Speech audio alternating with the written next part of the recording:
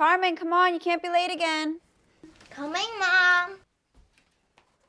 Carmen. I'm going as fast as I can.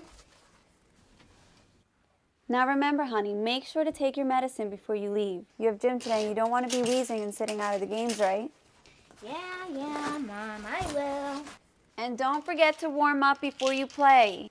Mom, I'm fine. Yeesh. It's estimated that nearly 6 million children have asthma. This condition causes many kids to miss school, which causes their parents to miss work. But asthma can be controlled by learning about the condition and using the right medicines. Common things that can set off your asthma or make it worse are called triggers. Common triggers of asthma include pollen, mold, pet dander, dust mites, cockroaches, emotions such as anxiety, strong odors, weather changes, chemicals, exercise, acid reflux, smoke, the common cold, and other viruses. If you know what triggers you are sensitive to, you can take steps to avoid them. Reminding yourself of triggers that cause your symptoms and trying to avoid them can go a long way to controlling your asthma.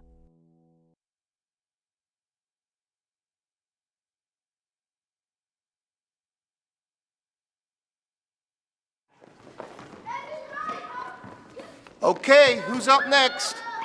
Carmen and Jessica, your turn. Well, let's go, let's go.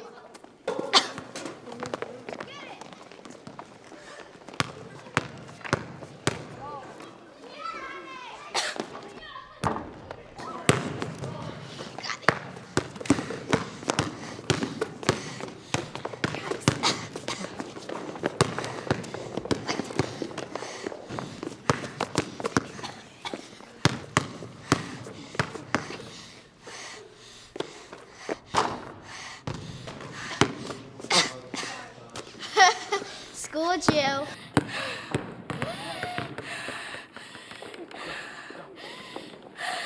Carmen, are you all right?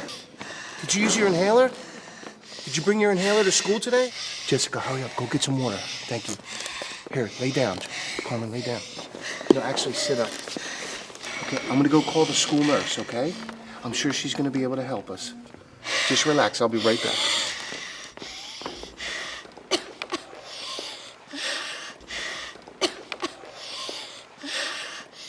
Yes, she's having an asthma attack. Is it bad? Yes, I think so. I'll call 911. Okay. Managing your asthma means you need to be prepared and able to recognize when your asthma is getting worse. You should have a written asthma action plan from your physician. This plan explains what you need to do every day to manage your asthma and what to do when your asthma gets out of control. It includes what medicines you should take and when you should take them, how to know when your asthma is getting worse or when you may be in danger of having an attack, and how to deal with the times when your asthma symptoms do get worse. This action plan should also show you when you need to get immediate medical attention. Copies of your action plan should be kept wherever you spend a lot of time, home, school, and clubs. It's also very important to always have your reliever medication with you because you never know when you might need it.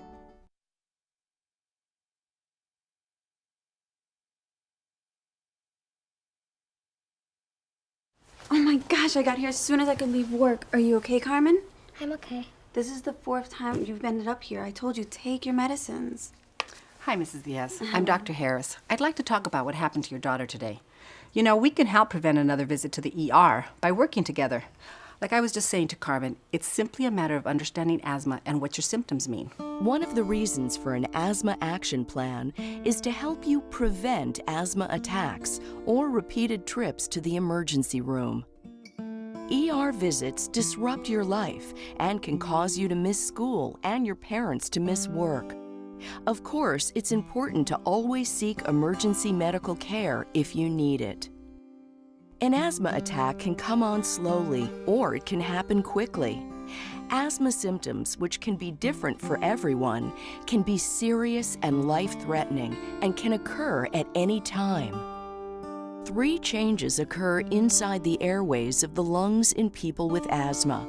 The first change is inflammation or swelling, where the airway becomes inflamed and produces a thick mucus. Inflammation then leads to constriction or tightening of the muscles around the airways, causing the airways to become narrow. This narrowing is also called bronchospasm. The third change is increased sensitivity of the airways, causing the patient with asthma to become overly sensitive to triggers. It's important to monitor your asthma every day so you can help prevent a severe attack. Watch for these common symptoms: coughing, shortness of breath, tightness in the chest, and wheezing. Your symptoms may be mild like Carmen's were when she was getting ready for school. She thought it was a normal day, but she was experiencing symptoms. She didn't recognize and understand that her asthma was not under control. If we were able to see what Carmen's lungs looked like this morning, we would see that her airways were irritated and swollen, even though she wasn't wheezing. Call your doctor, have an adult call your doctor, or go to your closest emergency room right away if you have any of these symptoms: coughing, wheezing, shortness of breath, or tightness in your chest that does not get better with use of your reliever medication, trouble talking, rapid or shallow breathing, blue lips or fingernails, tight skin in your neck area, around your rib cage with each breath, or both, or a peak flow reading 50% or more below your target peak flow. Recognizing your symptoms and taking action can make all the difference between having asthma symptoms and a full-blown asthma attack. Okay, Carmen, before you leave with your mom, let's make sure we talk about these prescriptions. And also, when you get home, if you have any other questions, you can always talk to your pharmacist. And I think it'd be a really great idea if you and your mom make an appointment with your doctor and also with an asthma educator. That way you can learn how to avoid asthma attacks. Okay? Okay. All right. Nice meeting you. Nice meeting you. Thank you so much. Okay, bye-bye.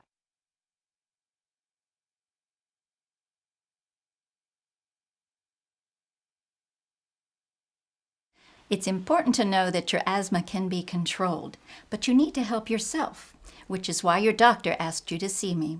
I can teach you about your medications and give you tips to help you realize when your asthma is getting out of control. Ready to get started? Sure, I guess, but this has already been explained to me before. What else is there to know? Maybe not that much for you, but your daughter may be a different story. Carmen, do you know how to help control your asthma? Put that away, please. How about we start by talking about asthma in general? You know asthma is a condition that affects your lungs, right? And even if you don't have symptoms, you still have asthma. Remember how you felt when you left for school the day you went to the emergency room? Did you think you were going to have an asthma attack? No, I felt fine. Now, do you know what triggers your asthma? Common triggers are all around, and you need to know what they are. If you know your triggers, you can try to avoid them. Let's review some triggers. Carmen, why don't you name a few? Well, I know exercise and dust make me wheeze. Very good. Other triggers may be pollen, mold, cockroaches, getting upset, strong smells, chemicals, changes in the weather, even a cold. I almost forgot, pet dander.